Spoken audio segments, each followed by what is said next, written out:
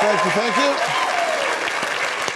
Thank you so much. It's tragic to me when a family dynamic is such that it allows someone to rise to their least. And that's what happens there. I mean, look, y'all have all read that old poem, Children Learn What They Live? It's really true. I mean, kids will do what you allow them to do. And my specialty when I was in practice was behavioral medicine.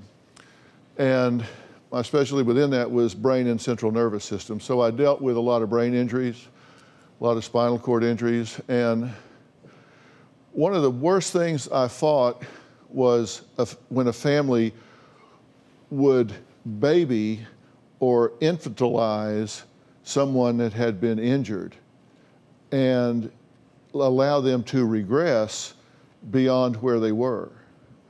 Because if someone had an injury and so all of a sudden they couldn't do everything they used to do, parents or family would come in and say, oh, baby, here, let me get that for you.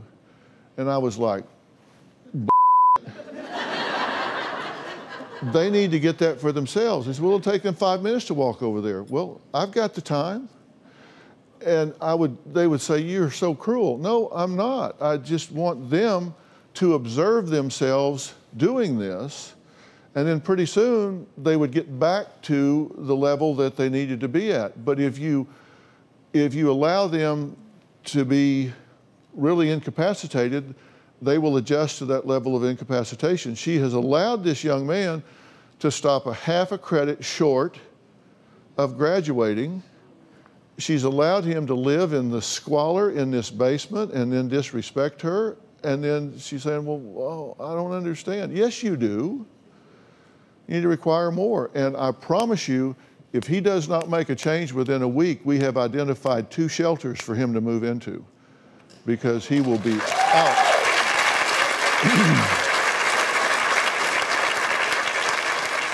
And you know, all these parents are afraid of their kids being poor. Hell, I've been poor. I can do poor. We didn't have doodly squat. That's right. If it hadn't been for 2-for-1 burger books, one of us would have starved, right? That's right. That's right. One of us would have starved. It'd probably been you, because I'm. You're lucky I would only eat half of a burger too. Because I'm bigger. Always gave you half of mine. Yeah. We had crummy jobs. She worked at the airport. Yes, that's right. She was on Unicom out at the Yes. little private airport where she'd give them the wind and the direction. Yeah. And did you even know how to read the dial at first? Yes, dear, I did. I think she told him she knew how, but. Oh, I have told lots of interviews that I knew how to do it, did not know. Airplanes flying I've convinced over. a lot of. So, but yeah, we hung in there. We did it. But really, if he'll behave, you have to behave your way to success. It's not fake it till you make it. It's behave your way to success, right? And you can get a job. I guarantee you, every one of us could get a job right now if we went out on Melrose. You go down there, somebody needs a storeroom cleaned out, they need shelves moved, they need weeds out of their parking lot, they need something. You get a job, every one of us can get a job today. If you want one, you can get one. And then it builds into something, and you can just go from there. I've had some of the worst jobs in the world.